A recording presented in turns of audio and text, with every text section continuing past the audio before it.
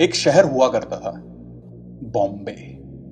मुंबई की बात नहीं कर रहा मैं बॉम्बे की बात कर रहा हूँ। ये पोर्टुगीज वर्ड है, बॉम्बाइम। 1498 में जब वास्को डी गामा आया था इंडिया कैलीकट पे, तो उसने कोंकण बेल्ट जो थी पूरी, उस पर कब्जा करना शुरू करा। इंडिया के अंदर बहुत सारी कंट्रीज थी उस वक्त। फ्रेंच लोग थे, पोर्टुगीज थे, ब्रिटिश थे, सब अपना मतलब पावर स्ट्रगल जमा रहे थे। तो एक वक्त ऐसा था जब ये जो बॉम्बे का एरिया था ना, ये तो ब्रिटिश के अंदर आता था, लेकिन पोर्टुगीज ने एक सबर्ब पे कब्जा कर रखा था और उस सबर्ब का नाम था मीरा रोड। उसी सबर्ब की एक कहानी है। तो इमेजिन, बाकी का पूरा मुंबई या सॉरी बॉम्बे अंग्रेजों के हाथ में, लेकिन मीरा रोड और जिसे आज आप भाईंदर बोलते हैं, ये सारा एरिया ये पोर्टुगीज के हाथ में था। पोर्टुगीज ने ये पूरा रीजन था ये लीज पे दिया था, 6,000 रुपए साल का किराया लेते थे। तो अब हम पास्ट की बात छोड़ते हैं, हम अब मुंबई में आते हैं। बॉम्बाइम से बॉम्बे हुआ, बॉम्बे से मुंबई हुआ। मुंबई की जो लाइफलाइन है ना, वो वहां की लोकल है, और वहां की लोकल हर रीजन को ना दो पार्ट्स में काट देती है बीच में, एक ईस्ट और एक वेस्ट। तो ऐसा ही हाल मीरा रोड का भी है। मीरा रोड ईस्ट एक हसल बसल वाला इलाका है। पहले ये सब पूरा मीरा रोड एग्रीकल्चरल लैंड होता था, सॉल्ट पैन्स होते थे, नमक की खेती होती थी यहाँ पर। और मीरा रोड ईस्ट जो है उसे बसाया गया अच्छे से लोअर मिडिल क्लास के लिए, और आज काफी हसल बसल वाला एरिया है। लेकिन मीरा रोड वेस्ट बेचारा अनाथ पड़ा हुआ है, उसके बारे में ज्यादा कुछ है नहीं कहने को, क्योंकि वहां कुछ ज्यादा है नहीं। तो ऐसा ही मेरा एक दोस्त था, मुंबई की एक ट्रिप पे गया था, बिजनेस ट्रिप थी उसकी। तो मेरे इस दोस्त का नाम था सौरव गांगुली। सौरव अपने दोस्त के साथ मुंबई की ट्रिप पे निकला क्योंकि काम ढूंढना था। दिल्ली में से पहले उन्होंने एक होटल बुक कर लिया। होटल का एड्रेस था मीरा रोड ईस्ट। सारी बुकिंग हो गई, सब कुछ तैयार हो गया, फ्लाइट टिकट्स हो गई, ये लोग वहां पहुंचते हैं। अब मुंबई में मीरा रोड ईस्ट पहुंचने के बाद ये लोग होटल ढूंढते फिर रहे हैं। इन्होंने पूरा मीरा रोड ईस्ट छान लिया, लेकिन वो होटल कहीं मिलकर ही ना दे। दोनों तंग आ गए कि यार किसी ने हमारा उल्लू तो नहीं काट दिया, किसी ने हमें ठग तो नहीं लिया है। पर तब स्टेशन के पास एक अंडे बेचने वाले ने इनको देखा, जिसके पास खड़े होकर नाश्ता कर रहे थे। उसने पूछा कहाँ जाना चाह रहे हो? इन दोनों ने बताया भैया मीरा रोड ईस्ट का यार एक होटल था, बुक किया था, मिल ही नहीं रहा। जिससे पूछ रहे कह रहे हैं यहाँ पे तो कोई होटल ही नहीं है वाला। उसने एड्रेस देखा, उसने होटल का नाम पढ़ा और वो हंस दिया। बोला इधर नहीं मिलेगा साहब, ये रेलवे लाइन दिख रहा है आपको इधर, उसका पार जाओ, वहां मिलेगा ये। तो अंडे वाले से डायरेक्शंस लेने के बाद इन दोनों ने अपने बैग्स उठाए और रेलवे लाइन पार कर दी। रेलवे लाइन पार करते ही नजारा बदल गया। जहां पहले बिल्डिंग्स थी, ऑटोज थे, काली पीली घूम रही थी, अब कुछ नहीं है। ढूंढते ढूंढते फाइनली इन्हें वो होटल मिल गया। इनकी जान में जान आई। होटल में पहुंचते हैं, होटल में बात करते हैं कि अरे यार तुम लोगों का होटल तो बहुत मुश्किल से मिला है, जैसे तैसे आए हैं। होटल वाले अपोलोजाइज करें, सर सॉरी सर, गलती हुई, वेबसाइट पे हम बोलेंगे कि ठीक कर दो और ये सब है। ठीक है कोई बात नहीं। वहां पे इन दोनों को रूम दे दिया। पूरा दिन ये लोग अपनी मीटिंग्स करके आए और रात को आके ये लोग होटल में बैठ गए। अब यहां से सारी अजीब चीजें शुरू होती हैं।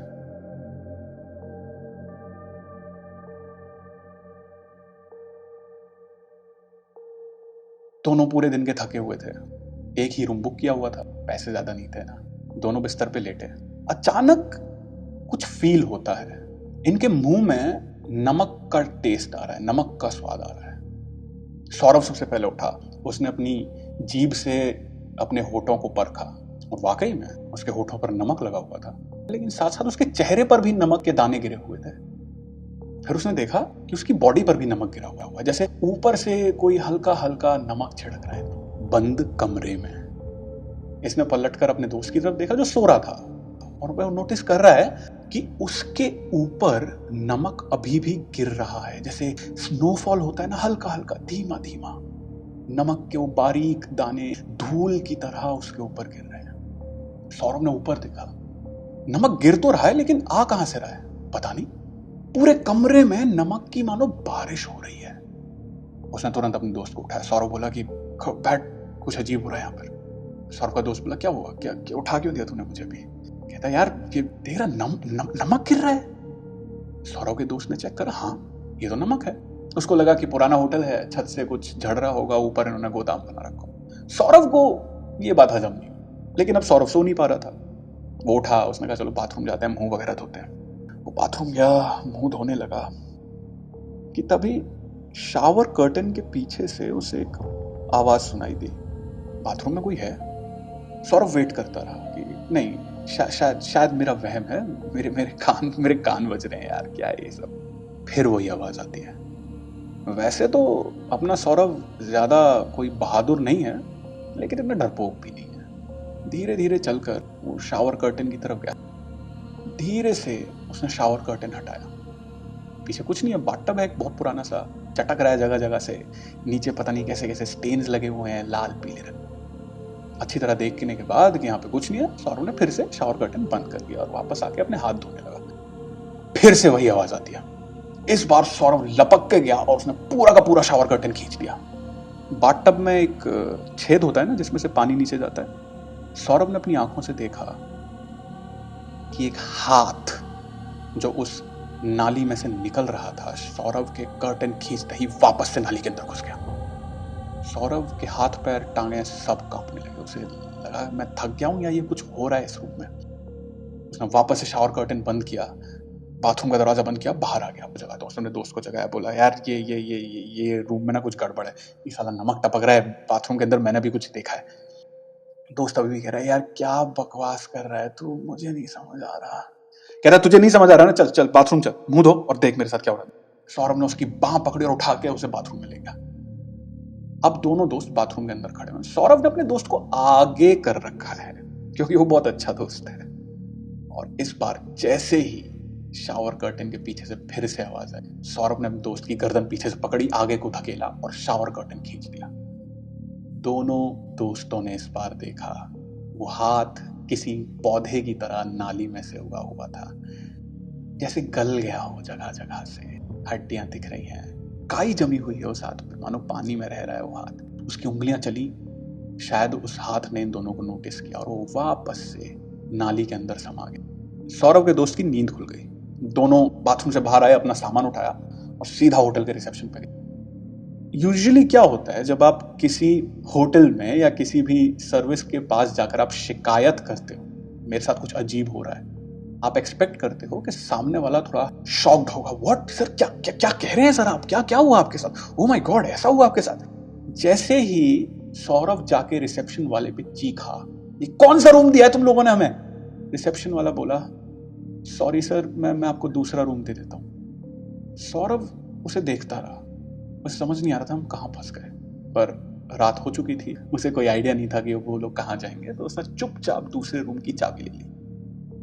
दोनों के दोनों उस रूम में गए। साफ रूम था एकदम, कोई नमक का दाना नहीं, कोई नमक नहीं फैला पड़ा। और ये रूम पहले वाले रूम से थोड़ा बड़ा था। दोनों जाकर अपना सामान रखते हैं। अब दोनों कोशिश कर रहे हैं कि सोए नहीं, लेकिन नींद तो सबको आती है। पहले सौरभ सोया और फिर सौरभ का दोस्त। रात को सौरभ की फिर से आंख खुलती है। कैसे? उसके मुंह में नमक का स्वाद है। आंख खोली, मुंह पे चेहरे पर नमक है। उसने लाइट जलाई और वो देखता है कि नमक फिर से छत से गिर रहा है, लेकिन इस बार बारिश की तरह नहीं गिर रहा है। इस बार ऐसा लग रहा है कोई एक सीक्वेंस में नमक छिड़क रहा है बार बार, पहले यहां फिर यहां फिर यहां। सौरभ ने ऊपर देखा कि दो पैर, दो कटे हुए पैर छत पर चल रहे हैं, मानो नमक में सने हुए, और उनके चलने से नमक झड़कर ऊपर से नीचे गिर रहा है। सौरभ चीखा, उसकी चीख से उसका दोस्त उठा। दोनों ने वो पैर देखे जो तुरंत भागकर खुली खिड़की से गायब हो गए और पीछे छोड़ गए अजीब से पैरों के निशान। दोनों ने अपना सामान उठाया, वापस रिसेप्शन पे गए और अच्छी सी गालियां उसको दी। रिसेप्शनिस्ट बेचारा सॉरी सर करता रहा। इन दोनों ने कहा अब हमें यहाँ पे नहीं रुकना है, हम इधर से जा रहे हैं। दोनों ने अपना सामान लिया और बिना पे करे, बिना पैसे दिए होटल से निकलने लगे। स्टाफ में करीब 5-6 लोग थे जो भीड़ जमा हो गई थी इनके चीखने से। उनमें से एक आदमी ने भी इनसे चू नहीं की कि आप पैसे क्यों नहीं दे रहे हैं। सब ने इन्हें चुपचाप जाते देखा और किसी ने कुछ नहीं बोला। दोनों अपना सामान लेके होटल से बाहर आ गए। उसके बाद चलते चलाते दोनों रेलवे स्टेशन पहुंचे, मीरा रोड ईस्ट पहुंचे, जहां पे इन्हें कोई होटल मिला।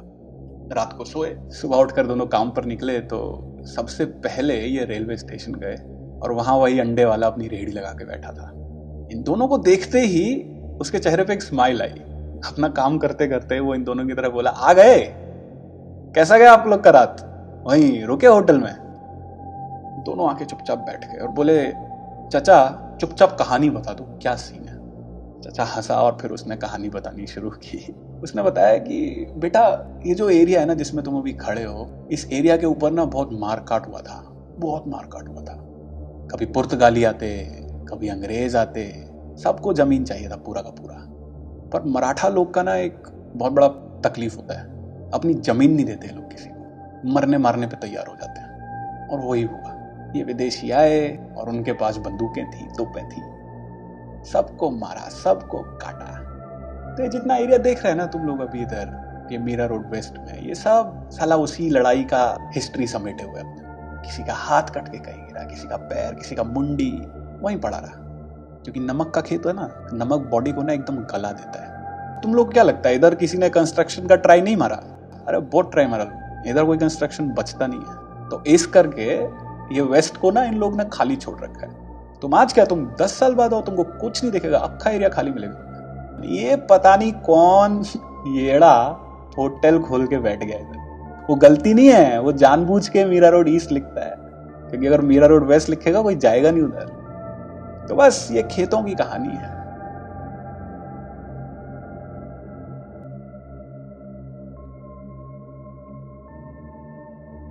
एक चीज बहुत इंटरेस्टिंग है मीरा रोड वेस्ट के बारे में। मीरा रोड वेस्ट में कुछ भी नहीं है, खाली एरिया है, तो ऑब्वियसली वहां पे चिट्ठी नहीं आनी चाहिए, राइट?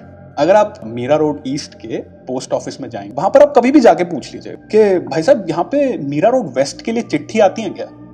वो आपको ना पूरा पुलिंदा दिखाएगा जो मीरा रोड वेस्ट के एड्रेस पे भेजे जाते हैं। मुंबई में बहुत लोगों का मानना है कि अगर आपका वक्त अच्छा नहीं चल रहा है और अगर आपको लग रहा है कि आपके ऊपर कुछ है, अपनी परेशानी एक चिट्ठी में लिखो, मीरा रोड वेस्ट का कोई भी एड्रेस लिखो और उसको पोस्ट करो, वो परेशानी खत्म हो जाएगी।